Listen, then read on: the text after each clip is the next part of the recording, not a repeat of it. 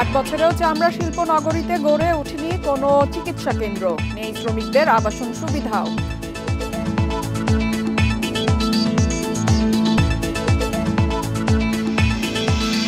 ঈদের পর চাহিদা কম থাকায় বাজারে সবজির দাম নিম্নমুখী, নতুন করে না বাড়লেও এখনো চড়া চালের বাজার।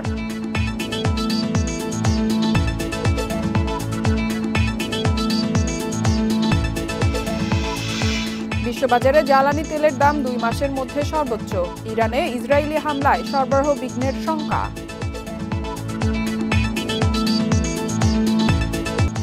সবাইকে আমন্ত্রণ অর্থনীতি সারাদিনে, আপনাদের সাথে আছি ইফাতারা। শুনছিলেন শিরোনাম, এবারে জানাবো বিস্তারিত। চালুর 8 বছরেও সাভারের চামড়া শিল্প নগরীতে গড়ে ওঠেনি কোনো চিকিৎসা কেন্দ্র। কোনো শ্রমিক অসুস্থ হলে নিতে হয় সাভার বা দূরে ঢাকা মেডিকেলে, এতে মেলে না সঠিক সময়ে চিকিৎসা, নেই শ্রমিকদের আবাসন সুবিধাও। কর্মপরিবেশের ঘাটতির কথা স্বীকার করে একে অপরকে দুষছেন ট্যানারি মালিক ও বিসিকের কর্মকর্তারা। হাজারীবাগ থেকে 2017 সালে সব ট্যানারি স্থানান্তর করা হয় সাভারের চামড়া শিল্প নগরীতে, কিন্তু 8 বছর পেরিয়ে গেলেও নিশ্চিত হয়নি শ্রমিকদের আদর্শ কর্মপরিবেশ। চামড়া শিল্প নগরীর বিভিন্ন ট্যানারিতে কাজ করেন 15,000-এর মতো শ্রমিক। কোরবানির সময় এর সঙ্গে যোগ হয় আরও অনেক মৌসুমী শ্রমিক, কিন্তু শিল্পনগরীতে আবাসন, চিকিৎসা সহ শ্রমিকদের মৌলিক চাহিদা পূরণের কোনো ব্যবস্থা নেই। হাসপাতাল না থাকায় দুর্ঘটনায় পড়লে বা অসুস্থ হলে শ্রমিকদের ছুটতে হয় ঢাকায়। আবাসনের সুযোগ না থাকায় প্রতিদিন যাতায়াত করতে হয় হাজারীবাগ থেকে। ধরেন একটা অ্যাক্সিডেন্ট হয়েছে, ঠিক আছে, এখানে কোনো তো মেডিকেল হাসপাতাল নাই, দূরান্ত যাইতে হবে। একটা চিকিৎসালয় সৃষ্টি হলে তৈরি করলে আমাদের জন্য সবচেয়ে বেশি ভালো হয়, আমাদের কর্মজীবী লোকদের জন্য আর কি। শিল্পনগরীতে শ্রমিকদের স্বাস্থ্যসেবা থেকে বঞ্চিত হওয়ার পেছনে প্রকল্প বাস্তবায়নকারী সংস্থা বিসিকের উদাসীনতাকে দায়ী করছেন ট্যানারি মালিকরা। বিসিক আপনার এই যে দ্বিতীয় প্রকল্প হাতে নিয়েছিল, কিন্তু অদ্যাবধি এটার আলোর মুখ আমরা দেখতে পাইনি। তো আমরা মনে করি যে এটা যাতে দ্বিতীয় প্রকল্পটা, দ্বিতীয় ফেজ যাতে দ্রুততার সহিত আপনার নিয়ে আপনার এটাকে বাস্তবায়ন করে। বিসিক বলছে শিল্পনগরীতে হাসপাতাল নির্মাণের দায়িত্ব তাদের নয়, তবে ভবিষ্যতে ভেবে দেখা হবে। মজুরির বিষয়, তাদের স্বাস্থ্যের বিষয়, এই বিষয়গুলো নিয়ে আমাদের এখানে আগের যে লেআউট বা আমাদের যে পরিকল্পনা সেখানে এভাবে ছিল না। তো সেই ক্ষেত্রগুলিতে কাজ করা যেতে পারে, তাদেরও উচিত আমরা সেই ক্ষেত্রগুলো নিয়ে ভবিষ্যতে এগুলো নিয়ে আরো ইফেক্টিভলি কাজ করতে পারি। চামড়া শিল্পনগরীতে ট্যানারির সংখ্যা 161টি, এর মধ্যে চালু আছে 142টি। ট্যানারি মালিক ও সরকার সবার আলোচনায় থাকে কেন্দ্রীয় বর্জ্য শোধনাগার সিইটিপি, উপেক্ষিত থাকে শ্রমিকদের স্বাস্থ্য সুরক্ষার বিষয়টি। ট্যানারি ওয়ার্কার্স ইউনিয়নের তথ্য মতে চালু হওয়ার পর থেকে এখন পর্যন্ত এই সাভার চামড়া শিল্পনগরীতে বিভিন্ন কারখানায় দুর্ঘটনায় নিহত হয়েছেন 19 জন শ্রমিক। শাহিদ আহমেদ, ইন্ডিপেন্ডেন্ট নিউজ, চামড়া শিল্পনগরী, সাভার, ঢাকা। চামড়া শিল্প নিয়ে বিস্তারিত আলোচনা করতে আমাদের সঙ্গে যুক্ত হয়েছেন লেদার ওয়ার্কিং গ্রুপের অডিটর আফজাল হোসেন।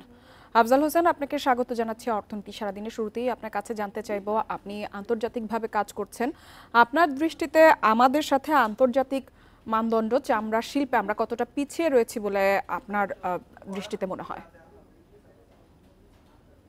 ঈদের শুভেচ্ছা।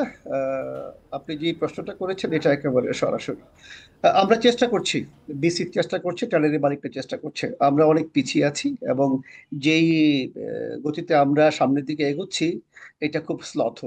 তবে আমরা কি বলবো, আরো বেশি শক্ত পদক্ষেপ নেওয়া উচিত, যেটা নাকি বিসি চেয়ারম্যান বললেন, মহোদয় বললেন যে ওখানে চিকিৎসার দায়িত্ব ওনাদের না। কিন্তু আমার শ্রমিককে কে বাঁচাবে? আসলে শ্রমিককে বাঁচানোর দায়িত্ব সরকারের, সরকারের দায়িত্বে আছেন বিসিক, সেটা তাদের দায়িত্ব। আর যারা ট্যানারি মালিকরা আছেন সেখানে যেটা স্পষ্ট করে বলতে চাই, আমার শ্রমিকরা আমার সন্তানের মতো হওয়া উচিত, সুতরাং তাদের দেখভাল করার দায়িত্ব ট্যানারি মালিকদের আছে। তো আমরা এরকম কি বলবো, দর কষাকষি না করে ওখানে স্পষ্ট করে একটা স্থাপনা আমরা করতেই পারি। অনেক স্থাপনা ওখানে ভ্যাকেন্ট আছে, বিসিকের অফিস আছে। আমরা সাভার ইউনিয়ন অথবা সাভার উপজেলা চেয়ারম্যান যারা আছেন ওদেরকে সহায়তায় সরকারি যে সংস্থা আছেন, স্বাস্থ্য মন্ত্রণালয়ের সাথে বসে আমরা সহজে এটা কিন্তু সমাধান করতে পারি। পদক্ষেপ নেওয়াটা জরুরি, সেটা যে কোনো পক্ষ থেকেই হোক। আমি বলবো বিসিক এটা নিলে হয়তো খুব সহজে এটা করে ফেলতে পারবেন একটা স্বাস্থ্য ব্যবস্থাটাকে সুষ্ঠুভাবে পরিচালনার জন্য। আফজাল হোসেন, চামড়া শিল্পকে আন্তর্জাতিক মানে করতে কি ধরনের উদ্যোগের অভাব রয়েছে আমাদের দেশে, বিশেষ করে রপ্তানি বাণিজ্যে আরো ভালো করতে আমাদের কি করা উচিত বলে আপনি মনে করেন? স্পষ্ট করে বলতে চাই, আমাদের একটা রোড ম্যাপ দরকার, একটা লং টার্ম। আমরা মানে বাংলাদেশকে যদি বলি আমি, in a word is a country of emergency. আমরা আগামীকাল কি করব জানি না, প্রবলেম হয়ে গেলে আমরা ছোটাছুটি শুরু করে দিই। এই জায়গা থেকে বেরিয়ে আসতে হবে।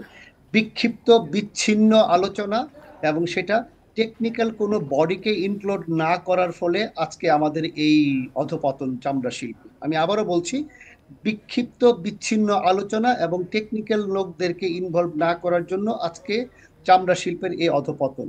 সংশ্লিষ্ট যারা আছেন, ট্যানারি মালিক, সরকারি সংস্থা, সবাই চেষ্টা করছেন, কিন্তু এর মধ্যে সমন্বয়হীনতার একটা স্পষ্ট ছাপ আমরা এবারও লক্ষ্য করলাম।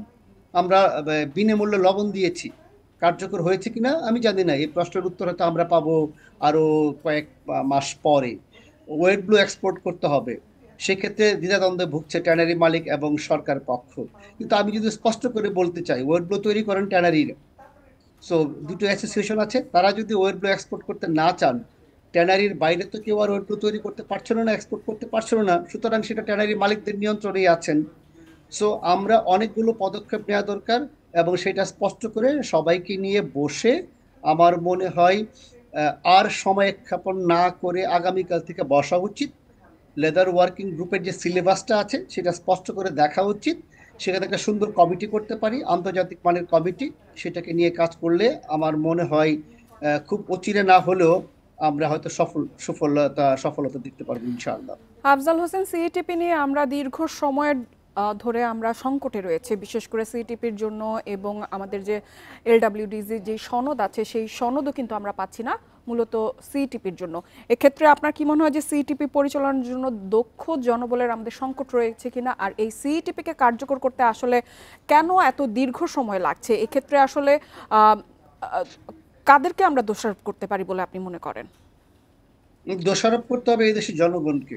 এদেশের জনগণের ভাগ্য খুব খারাপ, তারা কখনোই স্পষ্ট সুফল ভোগ করতে পারছে না। সিইটিপিটা আসলে অসম্পূর্ণ একটা সিইটিপি, কয়েকটা স্ট্রাকচার মিলে একটা সিইটিপি হয়ে যায় না। আমার সৌভাগ্য হয়েছে পৃথিবীতে অনেকগুলো দেশে মহাদেশে সিইটিপি দেখার। এই সিইটিপির ক্যাপাসিটি, টেকনোলজি সবকিছু অসম্পূর্ণ। তো সেখানে আমরা কিছু কাজ করছি, কিন্তু এই ধরনের কাজ না করে আমাদের এখনই স্পষ্ট বলা উচিত যে এই সিইটিপিটা কর্মক্ষম নয় এবং সেখানে একটা বাজেটের ব্যাপার কাজ করছে এবং আগামীকাল থেকে এটার পিছনে লাগা উচিত, কি করা উচিত কি করা উচিত। কিন্তু সেখানে আমরা 2017 থেকে আজকে পর্যন্ত একই আলোচনা করছি। সেটা কোরবানির পরে ঈদের উৎসবের মতো আমরা কয়েকদিন আলোচনা করি, তারপর ভুলে যাই।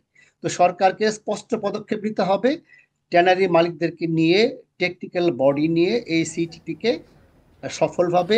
আফজাল হোসেন, আপনার কি মনে হয় চামড়া শিল্পের যে এই যে সার্বিক যে সমস্যা, এই সমস্যার পেছনে কি কোনো সিন্ডিকেট দায়ী, অথবা সিন্ডিকেটের মাধ্যমে কি এই কাজ হচ্ছে বলে আপনি মনে করেন? সিন্ডিকেট শব্দের বাংলা আমি জানি না, সো আমরা যখনই কোনো কিছু উপায় খুঁজে না পাই আমরা তখন সিন্ডিকেটকে দোষ দিয়ে দিই। সিন্ডিকেট থাকবেই, কেউ একজন অ্যাডভান্টেজ দেওয়ার চেষ্টা করবে, সেটা তো তার অন্যায় না। আমি ব্যবসা করতে গেলে আমি আমার পলিসি অনুযায়ী ব্যবসা করব, সেটাকে যদি আপনারা সিন্ডিকেট বলেন, I don't agree with you. সিন্ডিকেটকে ভাঙ্গাই তো সরকারের কাজ, যদি থেকে থাকে সেটা সরকার কেন ভাঙতে পারছেন না? তাহলে সিন্ডিকেট বলতে পৃথিবীতে কোথাও কিছু নেই, আবার সিন্ডিকেট ছাড়াও কোথাও কিছু নেই। বাংলাদেশে সয়াবিন তেল কয়জন ইম্পোর্ট করছেন, তাদেরকে কি আমি সিন্ডিকেট বলতে পারছি? সো আমার ট্যানারি মালিকরা আছেন যারা, তাদেরকে প্রথমে ধন্যবাদ দেয় যে ওরা পচা কাঁচা জিনিসটাকে বৈদেশিক মুদ্রা হিসেবে নিয়ে আসছেন। আমরা সিন্ডিকেট বলে তাদেরকে দূরে ঠেলে দিচ্ছি কেন? প্রবলেমগুলো নিয়ে বসতে হবে। ট্যানারি মালিক তো আমার দেশেরই না, সরকার এবং ট্যানারি মালিকরা পাশাপাশি বসে সমস্যার সমাধান করলে এটাকে তো একটা কি বলবো উজ্জ্বল ভবিষ্যৎ নিয়ে আসতে পারি আমরা। দুর্ভাগ্যজনক, আমাদের কাঁচা পাট কোথায় গেল আমরা এখন জানি না, চায়ের অবস্থাও ভালো নেই, চামড়াও কোথায় যাচ্ছে আমরা জানি না। তো এরকম দোষারোপ না করে, সিন্ডিকেট না বলে, আমরা সবাই যেহেতু এই দেশে আছি, সরকার, ট্যানারি, টেকনোলজিস্ট এবং অন্যান্য স্টেক হোল্ডার, আমরা বসে এই সিন্ডিকেট আছে কি না আছে বা সমাধান কিভাবে করা যায় তা নিয়ে স্পষ্ট আলোচনা করতে পারি। এবং উজ্জ্বল সম্ভাবনা আমাদের যেহেতু রয়েছে, যেহেতু আমাদের চামড়ার মান গুণগত ভালো, টেকনোলজিস্টরা ভালো মানের চামড়া তৈরি করছে এবং বিশ্বে আমাদের সুনাম আছে, আমরা হয়তো কাজে লাগাবার চেষ্টা করছি না। এটাই আমার সিন্ডিকেট, আমরা যে কাজ করছি না এটাই বড় সিন্ডিকেট আমার কাছে মনে হয়। আফজাল হোসেন, আমাদের সাথে যোগ দেওয়ার জন্য আপনাকে অসংখ্য ধন্যবাদ। চলে যাচ্ছি পরবর্তী সংবাদে। ঈদের পর এখনও জমে ওঠেনি রাজধানীর বাজার, খোলেনি অনেক দোকানপাট, ক্রেতার উপস্থিতিও কম। চাহিদা কম থাকায় বেশিরভাগ সবজির দামও কম, 30 থেকে 40 টাকা কেজিতে মিলছে বেশিরভাগ সবজি। এছাড়া বেশিরভাগ পণ্যের দামই স্থিতিশীল রয়েছে। কোরবানির ঈদের ছুটিতে অনেকটাই ফাঁকা রাজধানী, যার রেশ দেখা গেছে বাজারেও। বাজারে নেই তেমন ক্রেতা। চাহিদা কম থাকায় বেশিরভাগ সবজি বিক্রি হচ্ছে বেশ কমে। কারওয়ান বাজারে লাউ, পেঁপে, পটল, চিচিঙ্গা, ঝিঙ্গে, ধুন্দুলের কেজি বিক্রি হচ্ছে 30 থেকে 40 টাকার মধ্যে। তবে কিছুটা ব্যতিক্রম করলার দাম, বিক্রি হচ্ছে 80 থেকে 100 টাকা কেজিতে। ঈদের পরবর্তীতে বাজারের অবস্থা, সবজির দাম কম আর মাছের দাম তুলনামূলকভাবে একটু বেশি। বেচা বিক্রি নেই, শুক্রবারে বাজার দেখেন কিভাবে বয়ে রয়েছি, কোনো কাস্টমার নেই, মানুষজন নাই, এই কারণে একটু দাম মোটামুটির দিকে আছে। অবশ্য বেশি একটা নেই না, মানুষজন চলে আসলে হয়তো দাম বাড়বে। গরু ও খাসির মাংসের দাম স্থিতিশীল থাকলেও মুরগির দাম কেজিতে 10 থেকে 20 টাকা বেড়েছে। ব্রয়লার কেজি 160 টাকা আর সোনালির কেজি 270 থেকে 280 টাকা। এছাড়া সব ধরনের মাছের কেজিতেও 40 থেকে 50 টাকা বাড়তি। মাছ হইলে মনে করেন আমদানি কম, কমের কারণে সরবরাহ কমের কারণে দাম বাড়তি। সরবরাহ যখন বাইরে যাবে গায়ে মালের দাম কমে যাবে। আস্তে ধীরে টের কইরা খাদ্যের জমা আস্তে ধীরে আসবে, এই জন্য মালও নেই, বিক্রি ক্রেতাও নেই। নতুন করে দাম না বাড়লেও এখনও চড়া চালের বাজার। মিনিকেটের কেজি বিক্রি হচ্ছে 72 থেকে 76 টাকা আর মোটা চাল স্বর্ণা বিক্রি হচ্ছে 52 থেকে 55 টাকা কেজিতে। Mehedi Hasan, independent news, Dhaka. ঋণের গতি কমে যাওয়ায় ব্যাংক খাতে গ্রাহকের আমানত যেভাবে বাড়ছে, ঋণ হিসাব সেভাবে বাড়ছে না। বাংলাদেশ ব্যাংকের তথ্য মতে গত বছরের অক্টোবর-ডিসেম্বর প্রান্তিকের চেয়ে এ বছরের জানুয়ারি-মার্চে ব্যাংকগুলোয় গ্রাহকের ঋণ হিসাব যেখানে বেড়েছে 5,15,421টি, সেখানে আমানত হিসাব বেড়েছে 24,59,289টি। দেশের ব্যাংকগুলোতে ঋণ হিসাবের চেয়ে আমানত হিসাব 12 গুণ বেশি। কেন্দ্রীয় ব্যাংকের তথ্য বলছে মার্চে ব্যাংকে গ্রাহকদের মাথা পিছু ঋণের পরিমাণ বেড়ে দাঁড়িয়েছে 12,73,963 টাকা। গত বছরের ডিসেম্বরে যা ছিল 13,01,750 টাকা। 3 মাসে মাথা পিছু ঋণ কমেছে 27,787 টাকা করে। ব্যাংকিং খাত সংশ্লিষ্টরা বলছেন, অর্থনীতিতে মন্দাভাবের কারণে উদ্যোক্তারা প্রকল্প নেওয়া কমিয়েছেন, নতুন ব্যবসা শুরুর হারও কমেছে। ঋণের চাহিদা কমার ফলে ঋণ হিসাব খোলা কমেছে। বেসরকারি ব্যাংকগুলোয় ঋণের প্রবৃদ্ধি টানা 6 মাস ধরে 8% নিচে রয়েছে। বাংলাদেশ ব্যাংক বলছে, দেশের ব্যাংক খাতে ঋণ বেশি শহরাঞ্চলে।